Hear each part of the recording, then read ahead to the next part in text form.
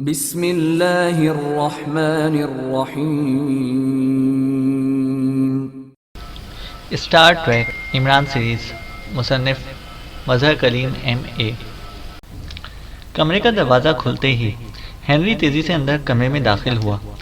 کمرہ خالی پڑا ہوا تھا۔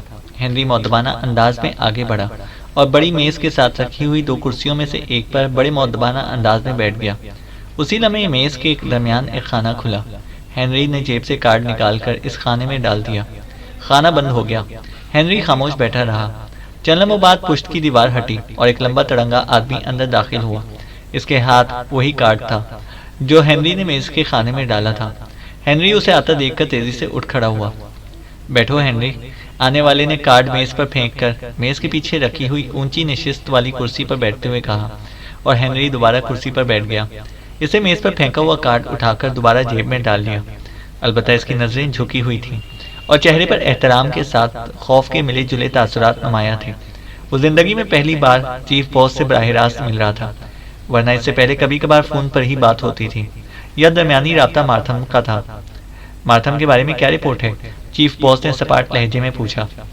باس، مارتھم نے آپ کے احکامات ملنے کے بعد مجھے حکم دیا کہ میں علی عمران کی پاکیشیا میں موجودگی کے متعلق رپورٹ دوں۔ میں نے معلوم کیا تو مجھے اطلاعات ملی کہ علی عمران ایک سوئس نژاد لڑکی کے ساتھ پاکیشیا سے فاراق پہنچنے والا ہے، جہاں وہ مختلف سپر پاورز کی اعلیٰ اختیاراتی کمیٹی کے ساتھ میٹنگ کرے گا۔ وہ وہاں پاکیشیائی سیکرٹ سروس کے چیف X2 کا نمائندہ بن کر جا رہا ہے اور وہ لڑکی اس کی سیکرٹری ہے۔ میں نے یہ اطلاعات باس مارتھم کو دے دی اور ساتھ ہی آفر کی کہ وہ اگر حکم دے تو میں علی عمران کو سگنس A میں منتقل کرنے میں ان کی مدد کروں، لیکن باس مارتھم نے انکار کر دیا۔ انہوں نے کہا کہ چونکہ چیف باس نے اس کام کو ذاتی طور پر میرے ذمہ لگایا ہے، اس لیے میں خود اسے سر انجام دوں گا۔ چنانچہ میں خاموش ہو گیا اور باس مارتھم فاراق چلے گئے۔ وہاں ریڈ 3 ہماری نمائندگی کرتا ہے۔ میں نے ریڈ 3 کو ضروری بریفنگ کر دی اور اس کے ساتھ ساتھ میں نے ریڈ 3 کے نمبر 2 کو بھی خفیہ طور پر اطلاع کر دی کہ وہ باس مارتھم کا خیال رکھے۔ آج ریڈ 3 کے نمبر 2 نے مجھے اہم اطلاعات دی ہیں کہ باس مارتھم اور ریڈ 3 دونوں کو قتل کر دیا گیا ہے۔ جو اطلاعات میں نے آپ تک پہنچا دی، آپ نے تفصیل حاصل کرنے کا حکم دیا اور اب میں تفصیلات کے ساتھ حاضر ہوا ہوں۔ ادھیڑ عمر ہنری نے مؤدبانہ لہجے میں ساری تفصیل بتاتے ہوئے کہا۔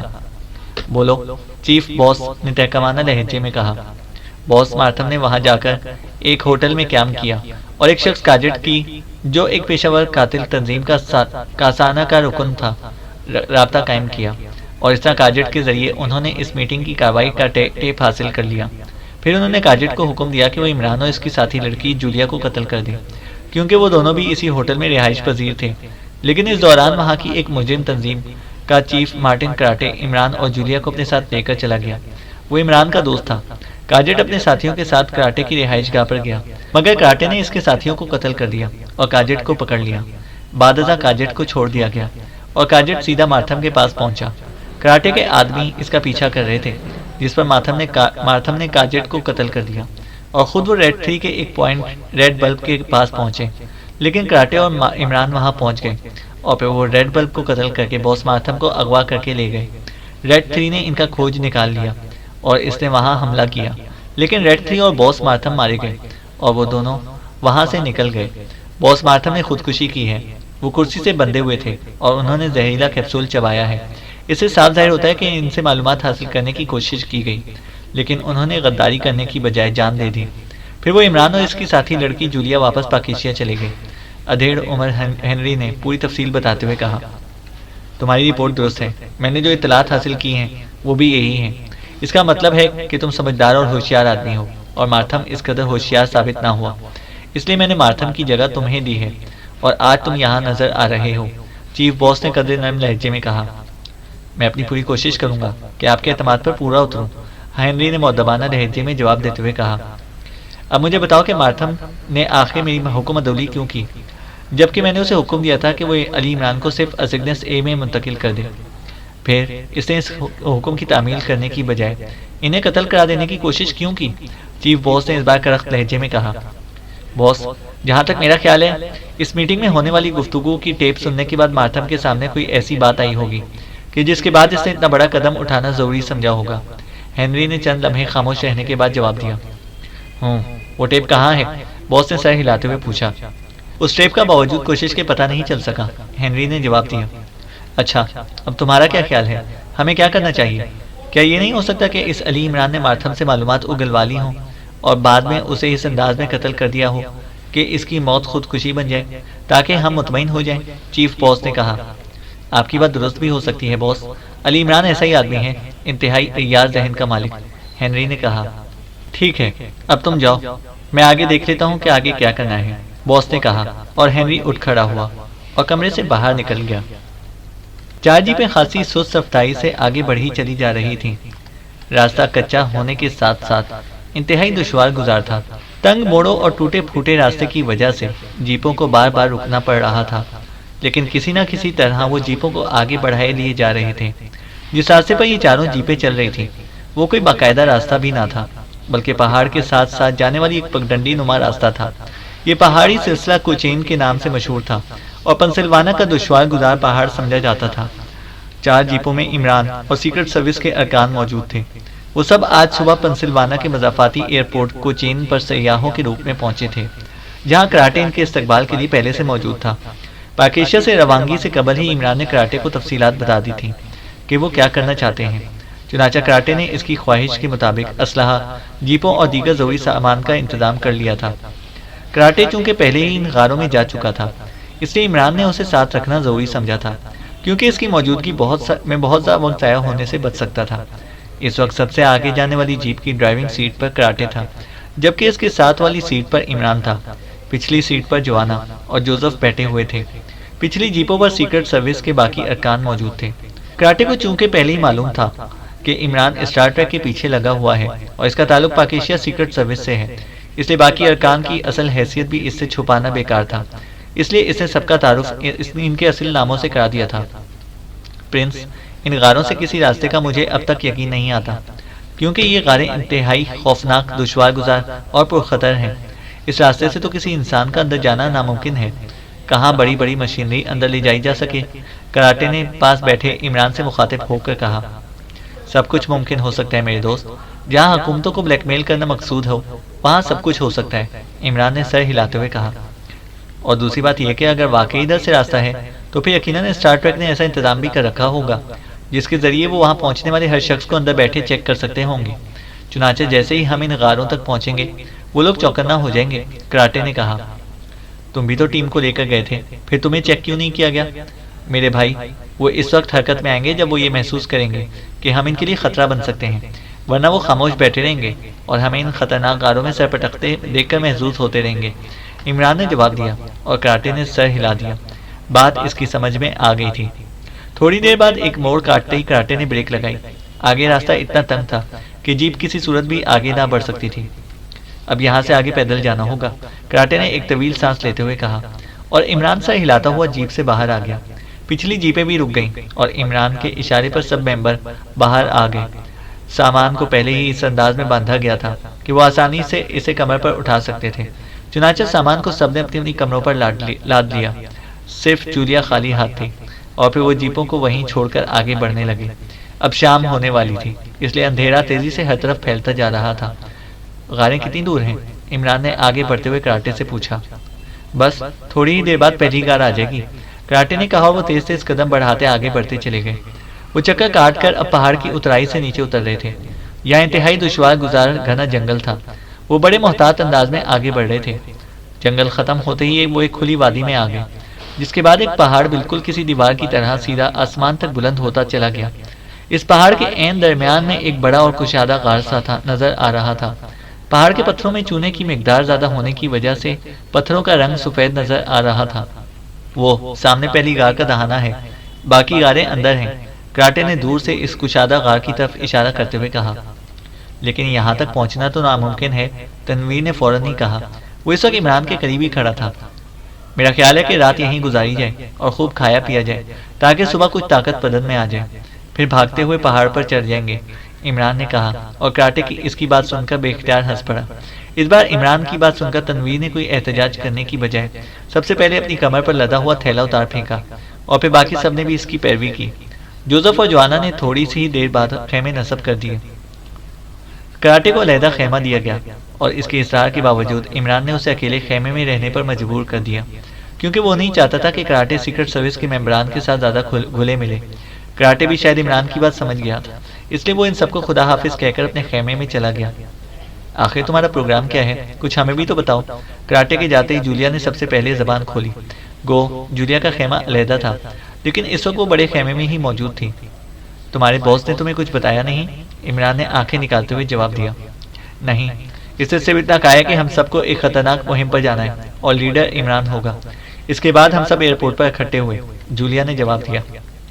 ان غاروں میں 7 کانوں والے خرگوش ملتے ہیں، ہمیں ان کا شکار کرنا ہے۔ سنا ہے کہ ان کی کھالوں کے بڑے عمدہ جوتے بنتے ہیں۔ عمران نے سر ہلاتے ہوئے بڑے سنجیدہ لہجے میں جواب دیا۔ دیکھو عمران، بکواس کی ضرورت نہیں ہے۔ اتنا تو مجھے معلوم ہے کہ تم خلائی رازوں کے چور اسٹار ٹریک کو ختم کرنا چاہتے ہو، اور اسٹار ٹریک کی لیبارٹری ہی کہہ لو کا راستہ ان غاروں سے جاتا ہے۔ لیکن کیا اس طرح ہم ان غاروں میں داخل ہو کر اسٹار ٹریک کا خاتمہ کر سکتے ہیں؟ جولیا نے تیز لہجے میں کہا۔ غاروں سے باہر رہ کر بھی تو نہیں کر سکتے، عمران نے سنجیدہ لہجے میں جواب دیا۔ عمران صاحب، واقعی یہ بات تو قابل غور ہے کہ کیا اس طرح ہم اتنی بڑی لیبارٹری کو تباہ کر سکتے ہیں، جبکہ ظاہر ہے ان لوگوں نے یہاں ہر قسم کا حفاظتی انتظام کر رکھا ہوگا۔ یہ تو صریحاً خودکشی ہے، صفدر نے زبان کھولتے ہوئے کہا۔ عمران کے ذہن میں ضرور کوئی پلاننگ، قابل عمل پلاننگ ہوگی۔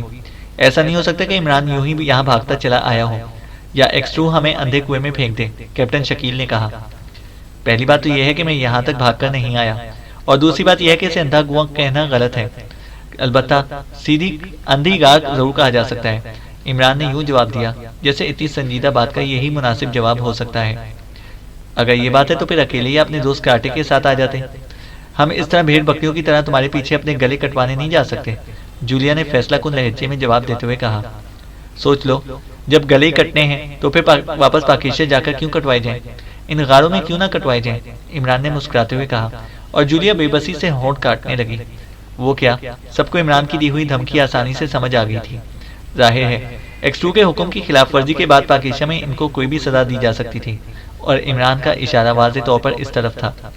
عمران صاحب پلیز، صفدر نے کہا۔ عمران تو ہر وقت ہی پلیز رہتا ہے یار صفدر، البتہ تم خود سوچ لو کہ تم کس طرح پلیز رہو گے، عمران نے جواب دیا۔ ٹھیک ہے، اگر آپ ایسا ہی چاہتے ہیں تو پھر ہمیں کوئی شکایت نہیں، ہم بہرحال آپ کا ساتھ دیں گے۔ چند لمحوں کی خاموشی کے بعد کیپٹن شکیل نے جواب دیا۔ البتہ باقی ممبر خاموش رہے۔ فضا میں خاصی ناخوشگواری کی لہر دوڑ چکی تھی۔ سنو، جب مقصد شکار کھیلنا ہی ٹھہرا تو پھر خرگوش کے 7 کان ہوں یا 6 کان ہوں، کیا فرق پڑتا ہے؟ مقصد تو شکار ہی ہے نا، عمران نے سمجھاتے ہوئے کہا۔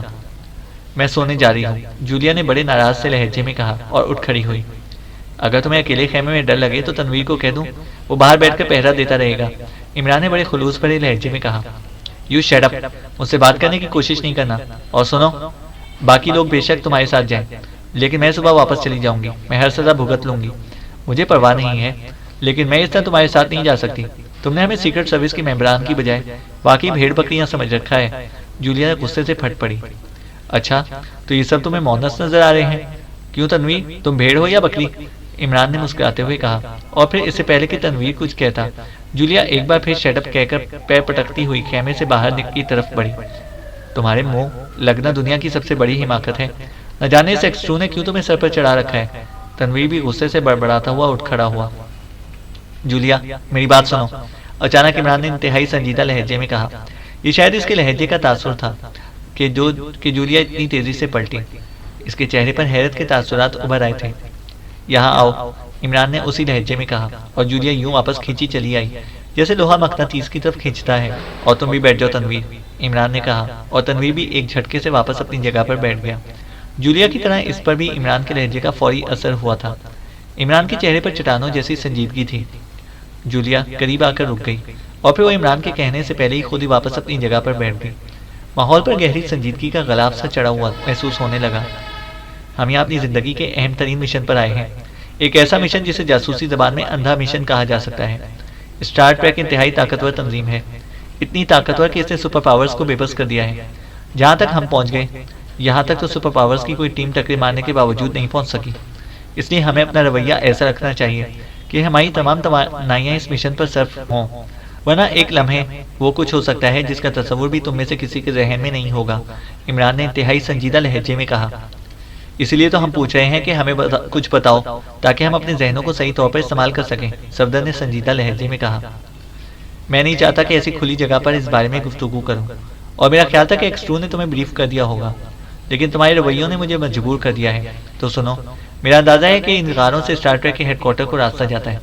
یہ غاریں انتہائی دشوار گزار اور خطرناک ہیں، تہ در تہ غاروں کا ایک نہ ختم ہونے والا سلسلہ جس میں خطرناک اور چھپی ہوئی دلدلیں موجود ہیں۔ ہم نے انہی غاروں سے ہیڈ کوارٹر کا راستہ تلاش کرنا ہے، عمران نے کہا۔ لیکن یہ راستہ کیسے تلاش کیا جائے گا؟ کیا وہاں باقاعدہ کوئی دروازہ ہوگا؟ صدیقی، جو اب تک خاموش بیٹھا ہوا تھا، بول پڑا۔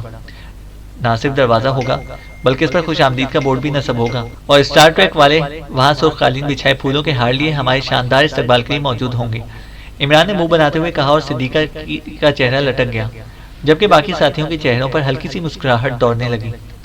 صدیقی کی بات درست ہے، تم بار بار راستے کی بات کر رہے ہو، ہمیں بھی تو بتاؤ کہ یہ راستہ کیسا ہوگا، جولیا نے صدیقی کی حمایت کرتے ہوئے کہا۔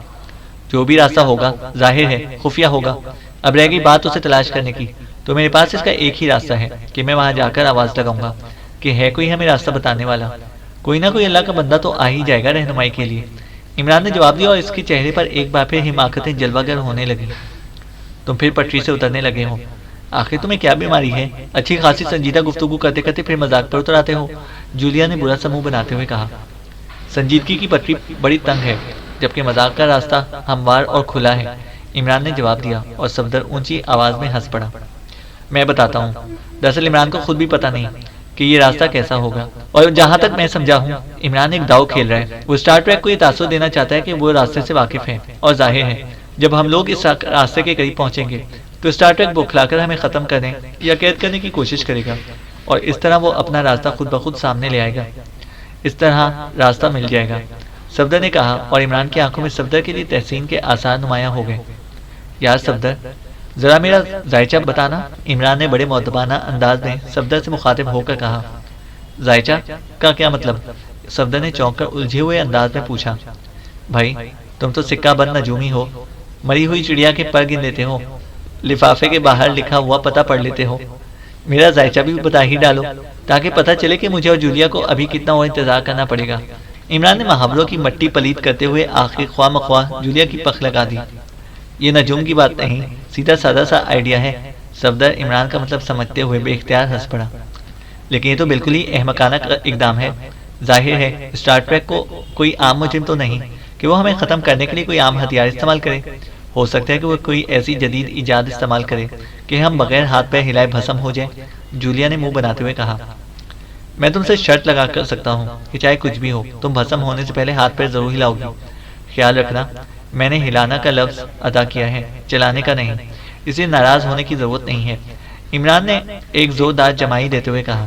اس کا انداز ایسے تھا جیسے اسے نیند آ رہی ہو، اور شاید یہ کوشن تھا میٹنگ برخواست ہونے کا۔ دیکھو عمران، میں سیکرٹ سروس کی لیڈر ہوں، تم صرف کراٹے کے آدمی ہو، اور بس، اس سے زیادہ تمہاری حقیقت نہیں ہے، اس لیے ہم سب اپنا پلان خود بنائیں گے، ہمیں تمہاری لیڈرشپ کی ضرورت نہیں ہے، اور یہ پلاننگ صبح بنائی جائے گی، فی الحال میٹنگ برخواست، جولیا نے اٹھ کر بڑے تلخ انداز میں کہا، اور تیز تیز قدم اٹھاتی خیمے سے باہر نکلتی چلی گئی۔ جولیا کے اتنے سخت فکرے سن کر صفدر اور کیپٹن شکیل نے بے اختیار عمران کے چہرے کی طرف دیکھا، لیکن عمران کے چہرے پر رنج یا ناراضگی کا ہلکا سا تاثر بھی نہ تھا۔ یار صفدر، جولیا ٹھیک ہی تو کہتی ہے، میں خواہ مخواہ تم لوگوں کے درد میں کھلا جا رہا ہوں، مجھے کیا، میں تو سوتا ہوں، عمران نے بڑے بے نیازانہ لہجے میں کہا، اور پھر ایک طرف ہو کر لیٹ گیا۔ دوسرے لمحے اس کے خراٹوں سے خیمہ گونجنے لگا، باقی ساتھی بھی ایک ایک کر کے لیٹ گئے، البتہ جوزف مشین گن اٹھائے خیمے سے باہر نکل گیا، شاید اسے عمران نے ہدایت کی تھی یا وہ خود باہر جانا چاہتا تھا، بہرحال اسے کسی نے روکا نہیں تھا، اور وہ سب نیند کی وادی میں کھو گئے۔ ایک بڑے کمرے کی دیوار پر ایک اسکرین روشن تھی جس پر ایک وادی کا منظر دکھائی دے رہا تھا۔ وادی میں 3 خیمے نصب تھے، جن میں سے ایک بڑا اور 2 چھوٹے تھے۔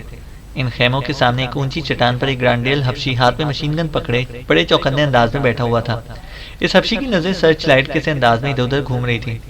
کمرے میں رکھی ہوئی ایک بڑی میز کے گرد 4 افراد بیٹھے ہوئے تھے، جن میں سے ایک کے چہرے پر سنہرے رنگ کا نقاب تھا، جبکہ باقی 3 اصلی چہروں کے ساتھ تھے۔ ان چاروں کی نظریں اسی اسکرین پر جمی ہوئی تھیں۔ کالنگر، نقاب پوش نے اچانک پاس بیٹھے ہوئے ایک ادھیڑ عمر آدمی سے مخاطب ہو کر کہا۔ یس چیف باس، ادھیڑ عمر کالنگر نے چونک کر جواب دیا۔ لہجہ بے حد مؤدبانہ تھا۔ تمہارا کیا خیال ہے، کیا یہ لوگ راستہ ڈھونڈ لیں گے؟ چیف باس نے کہا۔ سوال ہی پیدا نہیں ہوتا باس، یہ غارین کے بس کا روگ نہیں ہے، کالنگر نے پر اعتماد لہجے میں جواب دیتے ہوئے کہا۔ باس میں کچھ کہہ سکتا ہوں؟ کالنگر کے ساتھ بیٹھے ہوئے ایک لمبوترے چہرے والے نوجوان نے کہا۔ یس گڈلی، کیا کہتے ہو؟ چیف باس نے چونک کر کہا۔ باس آخر ہم اس بات کا کیوں انتظار کر رہے ہیں کہ یہ لوگ غاروں کے اندر آئیں؟ ہمارے پاس ایسے وسائل ہیں کہ ہم ان کا خاتمہ یہیں خیموں میں کر سکتے ہیں، گڈلی نے مؤدبانہ لہجے میں کہا۔ گڈلی تم صورتحال کو سمجھ نہیں پا رہے۔ آج تک پوری دنیا میں کسی کو یہ معلوم نہیں ہو سکا کہ اسٹار ٹریک کا ہیڈ کوارٹر کہاں واقع ہے۔ یہ علی عمران اور اس کے ساتھی البتہ یہاں تک پہنچ گئے ہیں، اور یہاں تک پہنچنے میں بھی عمران کی ذہانت اور اندازے کا دخل ہے۔ میں نے وہ میٹنگ رپورٹ جہاں پہلی بار پنسلوانہ کی غاروں کا ذکر آیا تھا پروفیسر کرمٹ پر تشدد کر کے حاصل کر لی ہے۔ اس سے ظاہر ہوتا ہے کہ یہ آئیڈیا عمران نے ہی دیا ہے، جس کی پروفیسر کرمٹ نے تردید کر دی تھی۔ عمران ضرورت سے زیادہ ذہین ہے، وہ اصل بات کی تہہ تک پہنچ گیا کہ خلائی راز کی چوری کے لیے ہم کون سا نظریہ استعمال کر رہے ہیں، اور اس کے لیے ہمیں ایسی دلدل کی ضرورت ہے جس میں چونے کی آمیزش شامل ہو۔ اس لیے اسے شاید یقین ہے کہ ہمارا ہیڈ کوارٹر پنسلوانہ کی غاروں کے نیچے موجود ہے، کیونکہ دنیا میں یہی ایک واحد جگہ ہے جہاں چونے کی آمیزش والی دلدل موجود ہے۔ اور یہ بات درست بھی ہے۔ اور رہی تمہاری بات، تو یہ ممکن ہے کہ میں ان سب کا خاتمہ اس وادی میں کر سکتا ہوں، لیکن اس سے کیا ہوگا؟ یہ لوگ ضرور کسی کو بتا کر آئے ہوں گے کہ وہ کہاں جا رہے ہیں، اور اگر ان کی لاشیں یا جلے ہوئے اجزاء یہاں وادی میں ملے تو پوری دنیا سمجھ جائے گی کہ عمران کا خیال درست تھا اور ہیڈ کوارٹر یہاں موجود ہے۔